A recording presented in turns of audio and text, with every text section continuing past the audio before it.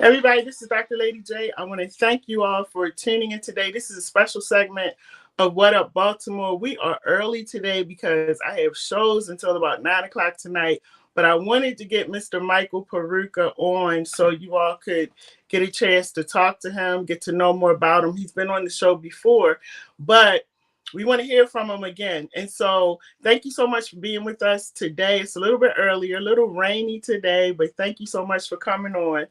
And we're going to just jump right in because I know that we're getting close to November. So my first question is, how are you feeling? We're getting close. We're getting close. Well, thank you, and thank you for allowing me to be on the show. I appreciate being with you today. Thank you for your hospitality. Yes, we are getting close, and I'm feeling really good about it. I'm feeling great about it. The response of folks has been marvelous. You know, I think, Dr. Lady J, I think people are yearning for lawfulness. For lawfulness, we are living in such a chaotic age and a disturbing age, and I think I'm convinced now that a lot of it is not just accidental. It's not just happenstance. It's on purpose. We are being led into chaos and disruption on purpose, and it's actually an attack on our country, an attack on our culture, an attack Mhm. on society. So. The position of Attorney General is just extremely important in that regard because liberty, they say liberty is the product of order. Liberty just isn't something that just happens happenstance. There are rules to follow in order to live peacefully with our fellow man and in order. And um, and very many prosecutors and prosecutorial offices across the country have been co-opted. I think have been infiltrated, and Mhm. and we have a situation where prosecutors are not prosecuting those who they should prosecute, and they're prosecuting innocent people that they shouldn't be prosecuting, and we have an entire mess. So, uh, but yes, I'm thinking people are getting that message and they're seeing the necessity of changing things, and so I'm excited about our prospects. And I actually agree because I talk to a lot of people, Hmm. and people are tired. People are tired of being afraid to go outside, being afraid to go just to the grocery store, to go to the mall. Right, People are afraid. And then you have people who have been in a position where they've been the victim of crimes, but they're afraid to talk. And right. so, there's a lot going on. And this is a huge uh the huge shoes to fill. I wouldn't want to do it, but because it's a lot to take on. I just, I couldn't even imagine taking all of that on. It's going to take a special person to really get in there and tackle all of the things that are taking place, not just in Baltimore City, but all over Maryland. Well, you're right. Um, It is yeah. a big job. But as you say that, I'm thinking that Romans 8:28 has not been repealed. God works these things together for those who are called according to His purpose and who love Him. So Mm-hmm. I don't. Although I feel that it could be a very overwhelming thing to do. I believe that it is. I believe that if God's word is a lamp before our feet and a light before our path, and so I'm convicted that this is my place on the wall. This is where I'm supposed to be and how I'm supposed to serve now. So Yeah. And I wanted to ask you, oh, before I go any further, everybody who's watching, please, please, please share the video because I don't know if you know this, Michael, but Facebook is coming down really hard on people who are interviewing politicians or having politicians on their shows. And they're actually blocking the views. So, you guys, if you are watching, that's why I've been sending everybody to YouTube. But if you're watching, please make sure that you click like and that you share the video because we have to get the word out. We have to make sure that people make informed decisions when it comes to voting. Um, the other thing I wanted to ask you is uh, people will want to know what your plan is as we talk about crime, as we talk about we have food deserts going on now here in Baltimore. There's so much stuff going on, and then this mass incarceration. Everybody's fighting about something. So, what are some of the plans? You don't have to list all of them, but what are some of the plans that you have for Maryland as you take the seat? Well, as we've talked, as I say, I believe that this chaos and this disorder is on purpose, and it needs to be redressed and pushed back against. Because Lady J, for more than 2 years, we have, I believe, a healthcare crisis, and I put that kind of in air quotes, has been used as the background, if not the excuse for the people at agents and agencies of government to deny Marylanders the exercise of their God-given, constitutionally protected rights, including the right to assemble, and the right to worship, and the right to run their business without interference, right, Mhm. and the right to have bodily autonomy over their own medical decisions, autonomy over their own medical decisions, and to have their values taught to their children. So this has been going on for a long time, and none of it has actually been lawful. The Constitution of Maryland and the Constitution of the United States actually contain provisions which would help us to resist these things, because they're not lawful, and except that the agents, again, the people who are in charge of our government and who have the responsibility for enforcing the law, are the people who are breaking the law. They're the Exactly. people who are violating these things. So Right. uh, and it doesn't matter what, we hear all this fake news and all this, I call it fake news. We hear all these reports about the science of this thing. And I don't know. My point in talking about the Constitution is it doesn't matter what the science says. It does even, I mean, I think the science was not scientific, and what they called science was non-scientific. It was Hmm. self-contradictory. I believe it was, in many cases, just pure nonsense. Uh, Right. but my point is, even if you believed it was totally true, then it, but it, even if it was totally true and perfect, it still was not lawful. It still violated the rights of Marylanders under the Constitution of the United States in this state. Exactly. Right. Right. Article 44 of the Maryland Declaration of Rights, and this, I'm holding the Maryland Constitution in my hand. Here's the U.S. Constitution over here. So Article 44 of this document, which is the supreme law of our state, it says that the provisions of the Constitution of the United States and of this state, being Maryland, apply as well in times of war as in times of peace, and no violation thereof or deviation therefrom based on a plea of necessity, like a Mhm. pandemic, or any other plea, is valid. So, Mhm. so in other words, there is no COVID-19 exception to the Bill of Rights. We've been sold this idea that, well, we have an emergency now, so we're just going to set this aside. We're just going to put this over here. We'll come back and pick it up later, perhaps, maybe when we don't have this emergency. No, that's not the way it works. That's not what the document says. That's not the deal. That's not the contract. That's not the agreement we have with our government. We there you can never set this aside. There's no COVID-19 exception. There's no exception to the Bill of Rights. But here's the problem. People don't know it. People don't know that. They don't know their rights. Thomas Jefferson said that if a nation desires to be ignorant and free, it desires what never was and never will be.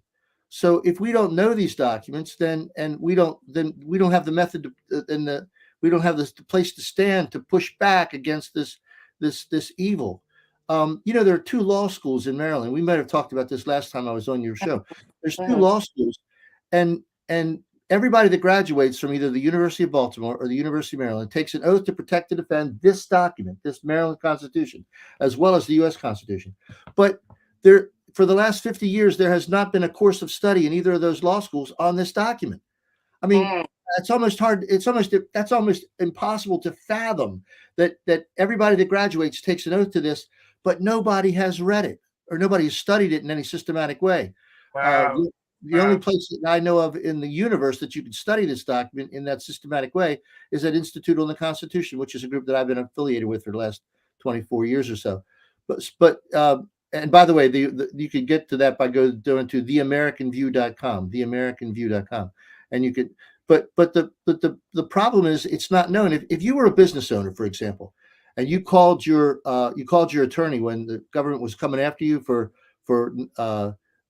saying you could only have your business open 50% or whatever the nonsense was, Mhm. because they think that the virus only works when you're standing up and not when you're sitting down or whatever. Right. All of that absolute nonsense and silliness. Right. Right. If you Yeah. called your attorney to defend you, he probably wasn't aware of what this document says, which is the supreme law of the state. Now, I mean, do you think that's just the fact that they don't teach this is just some oversight or some accident, or do you think maybe it's part of a bigger agenda that we're not supposed to know our rights? We're not supposed to know the rules of the game so that they can get over on us. Well, this is one of the reasons why I'm running for attorney general. Because you say, what are my main programs? Well, this has to be undone. This has to stop because they're not through with you yet. They're coming back with they're coming back with face masks for our children and jabs for jobs, et cetera, et cetera. They're coming back, and that all needs to stop. As attorney general, I would put an end to that. I would prosecute anybody that would misuse the power of the government, misuse the police power of the state to violate people's rights. I also am absolutely pro-life. I'm 100% pro-life. I believe that we have murdered 60 million babies in our country, and that is part of the judgment that we're experiencing now. And that Holocaust has to cease. I'm also very much in favor of the Second Amendment. I believe that the Second Amendment is your carry permit. I believe that if you have rights, you have to have a way and a method to defend them.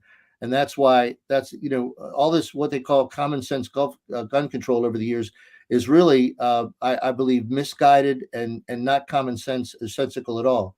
So I'm a big supporter of people's right to defend themselves and defend their families and their communities. Our founders didn't put that in the Constitution because they were concerned about rabbit hunting or deer hunting or target shooting. This is very serious. It's the ability of the people to defend their rights, particularly against overbearing, overreaching, unconstitutional government. So Right. that's what the Second Amendment is about. In addition, I'm very much concerned about the elections. I believe that we need election integrity, and I would use the Attorney General's office to investigate the anomalies that have happened in past Maryland elections, and there are many of them. Now there are some people who there are many people who think that there's been election fraud and a lot of evidence of that. There are some people who come out and just say, well, that's nonsense. There has been none. I don't know how they'd know. I don't know how they would possibly know. I don't know how you prove that negative, but that's what many people say. So I believe that it's such a serious subject. It deserves that. It's begging of investigation. And I would use the Attorney General's office to investigate, perhaps impanel grand juries and prosecute anybody who has falsified the election process or falsified election results, because that, in my view, rises to treason. That is an attempt to overthrow our rightful government, and that deserves the highest punishment that we can give. And of course, lastly, I'm very concerned about our open borders. If you don't have a border, you don't have a country. And one of the primary jobs of the civil government is to protect us from invasion and protect our borders. And our central government is not doing that. I would use the Attorney General's office to bring actions against the federal government for their lack of doing their duty under Article 4, Section 4, which gives the federal government the authority and the duty to protect the country from invasion. That's the U.S. Constitution I'm talking about, Article 4, Section 4. And I would use the Attorney General's office to assist in protecting our borders if the federal government refuses to do their job. So Wow. these are some of the things I think are critical, because we have to return to law and order, and I think we have to recognize that we're under attack. My opponent, by the way, doesn't talk about any of these matters that with regard to the violations of rights. He's willing to go on as though that never happened, but it did happen, and it needs to stop. Yeah, I was gonna ask you, what do you think makes you different from your opponent? But you answered the question. Yeah. Because I think people, as we get closer to November, people are going to compare. That's what they're going to do anyway, to see who says what and who's doing what. So I was definitely going to ask you that question. What do you think will makes what you're talking about different from what he wants to do? Well, And there are you, also, go ahead. I'm sorry. I apologize. No, go ahead. No, I was going to say there are also people who are going to say, and they say it all the time when I have politicians on, that they hear you talking, but they always say when the politicians get into office, we don't see anything. we hear all of this before. So how can you assure people who are looking at you right now, people who are thinking about, people are still in limbo with their vote, to assure them that you are going to step up and do those things that you just mentioned?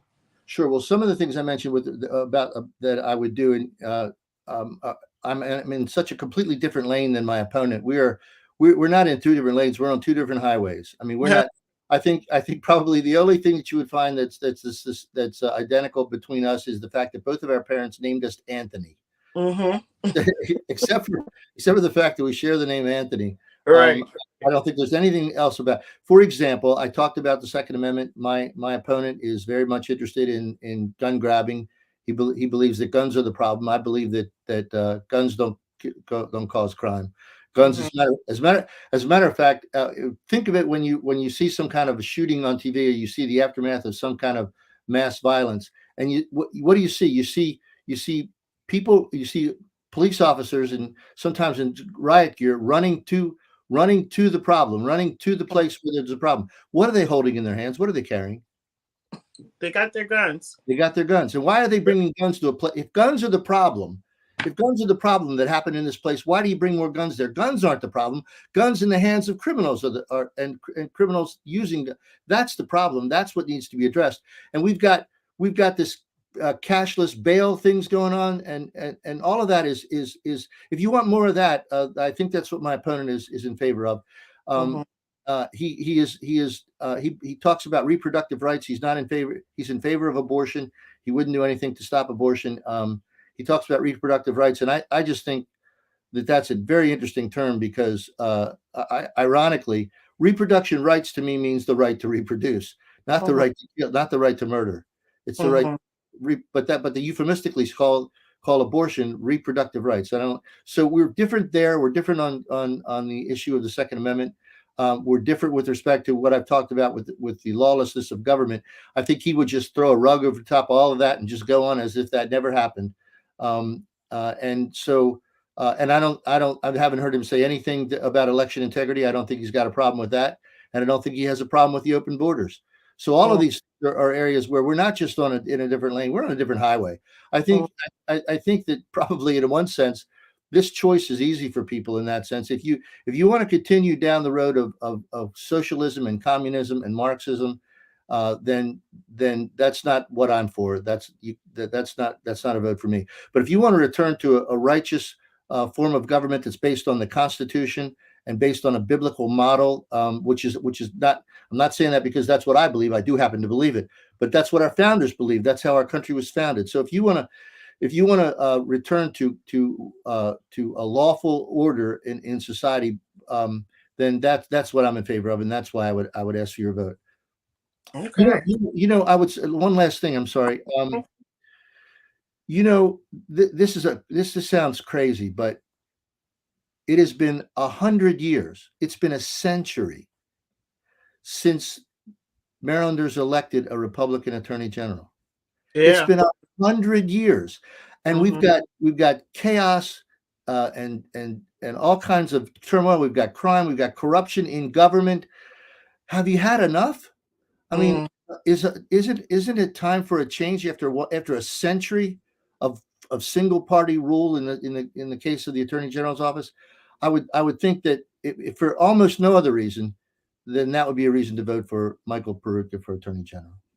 And you know what? I'm sorry. I have to agree with you because I don't, at this point in time, with all of the craziness that's going on, and I feel like if we keep voting the same way over and over and over, we're just going to get the same result, the same result. And I am so tired of it. And I wanted to pivot a little bit and talk about Baltimore City because I live in Baltimore. And I'm sure you're aware of all of the crime that goes on. Just it's like getting up eating breakfast. It's just like routine now. Right. Um, how do you feel about all of the crime, the chaos, this place? Sometimes I say, it sometimes to me it's like being in a third world country. It's just crazy. People are afraid to sit on their porches, Yeah. afraid to walk down to the store. And we have a lot of our young people who are being murdered, and grocery stores are closing up because they're being burglarized, and Not it's being just protected. Yeah. it's so much. So how do you feel, and what are your thoughts? And I know you can't come in and like swoop over Baltimore City and do a lot, but what are your thoughts and feelings about that? Well, crime is increased in terrible ways as you described. And but my worry is that, and my concern is that the agents of government, agents and agencies of our government, are actually promoting that. They're Hmm. promoting that with letting people out of jail, not holding people with cashless bonds, etc. Hmm. Um, with these rules that we're not going to prosecute anybody unless they steal $1,000 from a store. Well, that's just asinine. Excuse me, Yeah. but that's insanity. You mentioned it before, doing things over and over without and expecting a different result. They say that's the very definition of insanity. You're Something right. over and over and expecting something else to be the result.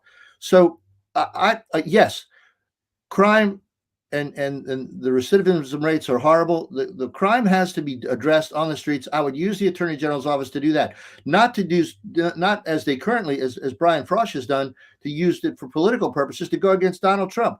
Hmm. I'm not talking for or against Donald Trump, but he's not the problem in Baltimore City. Right. uh, Right. and these policies that are designed to increase crime and increase disorder, and to make you scared, to make you live in fear, to make you not want to go out on your front stoop or be concerned about that. That's part of the cultural attack, I believe, that's going on. Hmm. Um, so crime, yes, crime on the street has to be addressed, and we have to focus resources on that. I don't know if you know, but the and I was surprised when I learned this, but the Attorney General's office in this state has 460 attorneys. Oh 400 wow. attorneys. That's not counting the rest of the staff. That's just attorneys. Mm. So, um, and there's 19, I think 19 different divisions in the state's attorney's office, but many of those things that they do are not really called upon or not really called for under the Constitution. Maryland Constitution, Article 5 of this document sets forth the duties and responsibilities of the attorney general, and they are a few, but they're not to use the office for political purposes. That's actually using the law to break the law. I mean, that's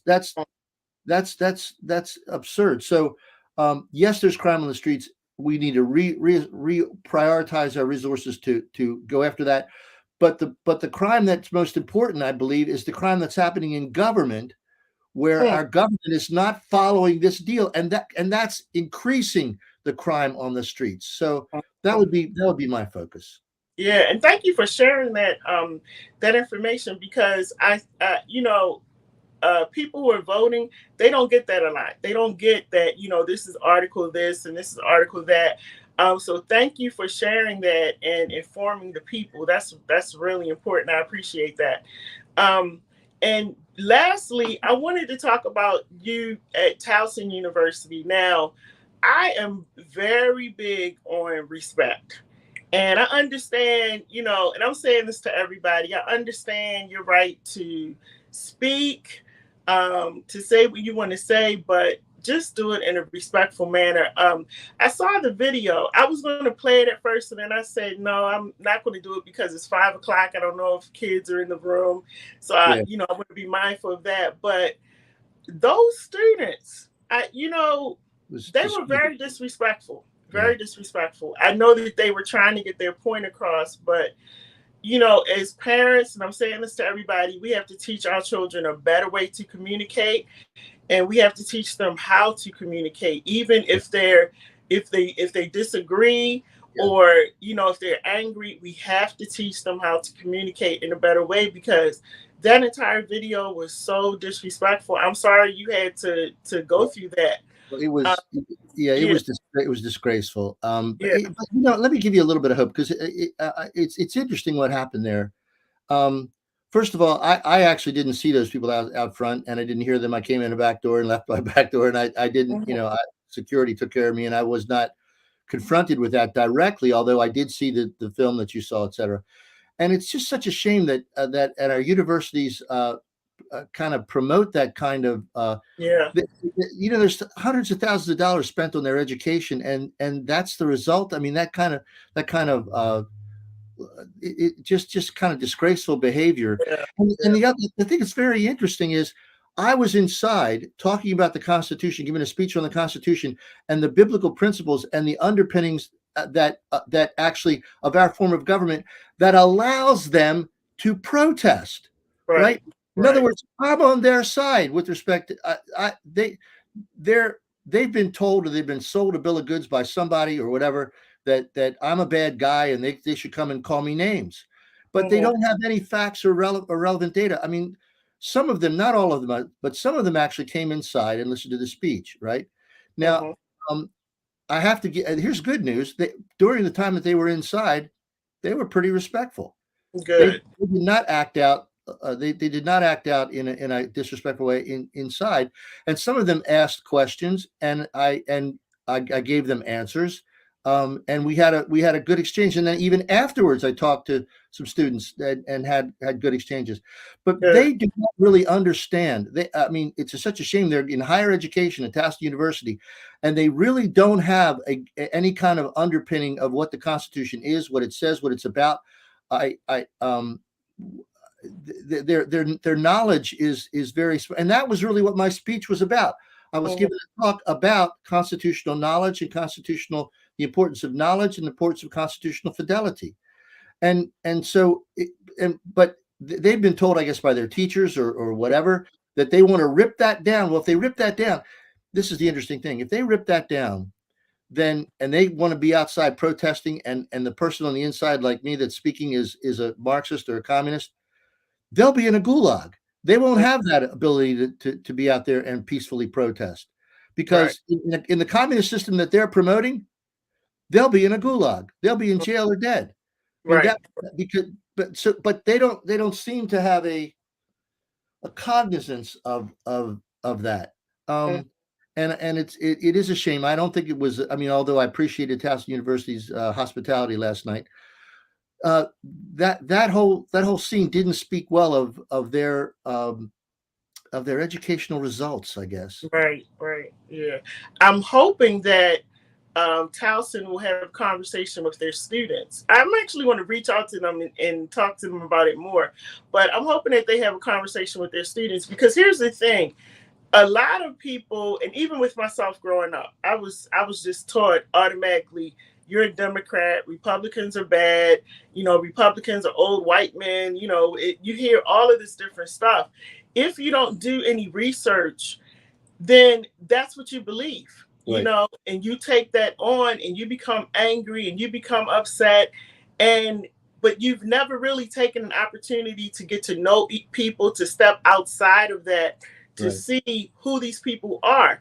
And I think with a lot of the students, they've probably been told certain things, right, and they're just going by what they've been told. And this generation, I have a 26-year-old, they have no filter, they just say whatever. So you know I think they were out there, and they just got upset, and they just got loud. But I do want to say to the parents too, if your child was out there, you need to have a conversation with your child, because either way, I'm just very big on respect.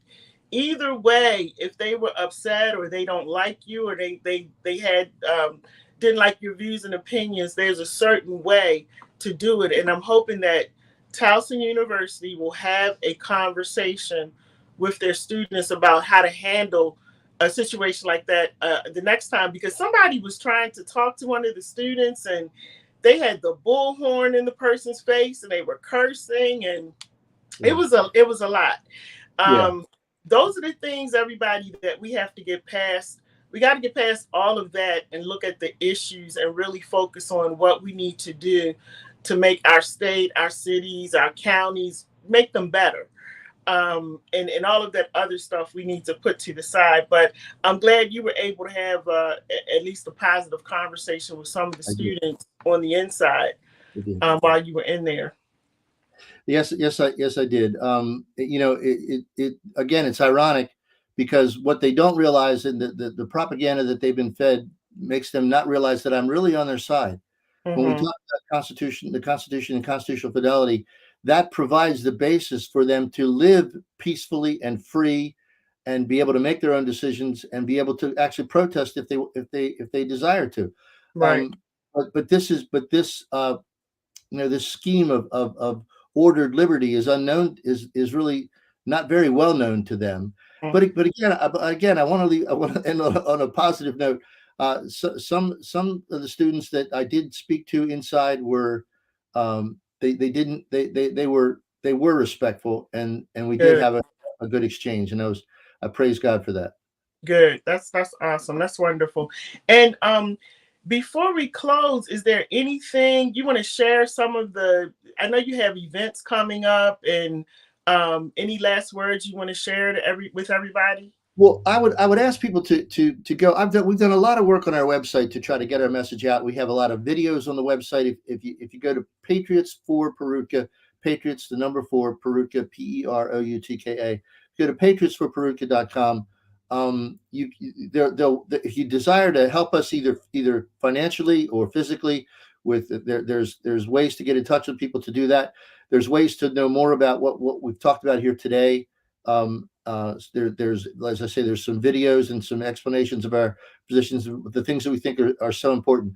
Look, we're in a war, and the very first thing we have to recognize is that we're in a war. Mhm. A lot of times, I get frustrated when I see some news stations talk about the fact that what is happening to us is they some of these policies, for example, of the Biden administration, are stop they stop the pipeline, and then they wonder why the price of gas goes up. They institute these policies, and these are things which sometimes the news says, well, that's they're incompetent, or Mhm. they're stupid, or they're senile. Well, there might be some senility, but that's not what's happening. This is not incompetence that's happening to us. Right. This is a plan, and we can't laugh it off or dismiss it as incompetent behavior.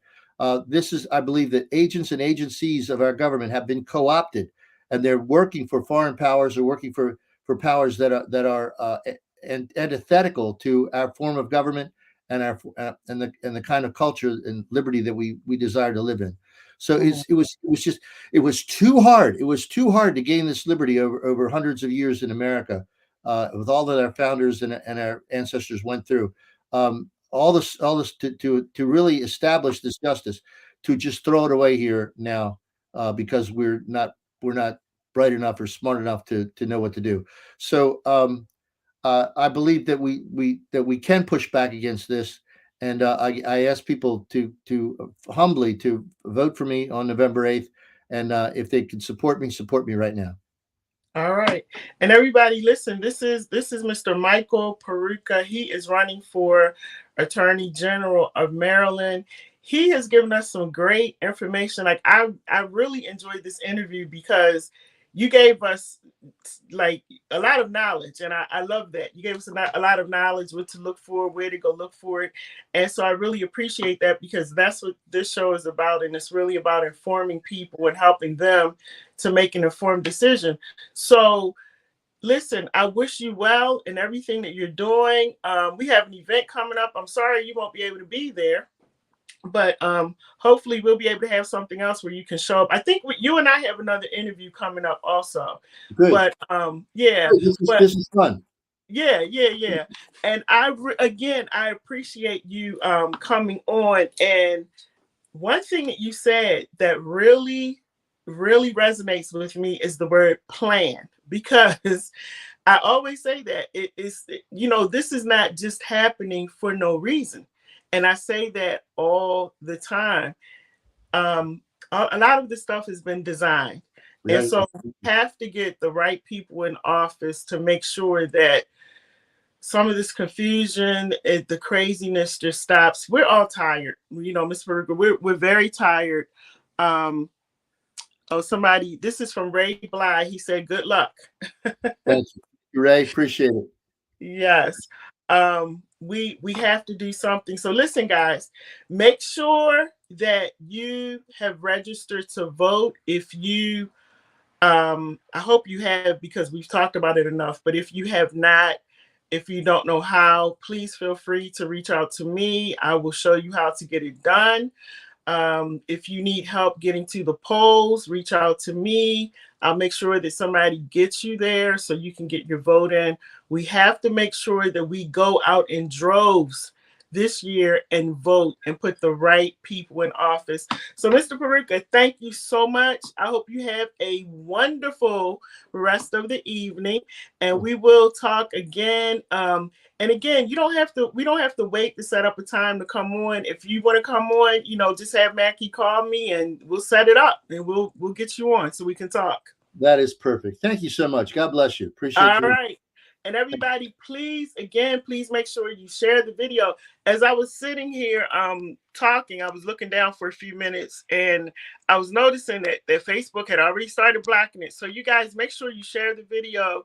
Also, if you could send everybody, for those of you who are watching, make sure you share the YouTube video, because YouTube is okay. Facebook is not allowing us to, and that's also a design and a plan. So, but we still want to get the word out, everybody. So make sure that you share the video. And again, thank you so much for joining us today. We have other shows coming up. Oh, before I go, October 10th, we'll be at the Brass Tap here in Baltimore. It's going to be a really, really nice event. We have our politicians coming out, and you will see a flyer circulating around. We got Dan Cox, Wes Moore has been invited, Gordana, there's somebody else on there, Aruna Miller. So we need you to come out. This is going to be your opportunity, everybody, to question the candidates up close and personal. It's going to be great. Michael, we hope you can make the next one that we have. Okay. But it's going to be great, and we want everybody to come. It's free. Make sure you all show up. It's going to be 5:30 October 10th at the Brass Tap. So we're looking for everybody. Everybody have a great day. Stay tuned for the rest of the shows that are coming up. My name is Dr. LadyJ, and again, make sure you rock the vote. Get out there and make an informed decision. Thank you, dear. Thank you so much. All right.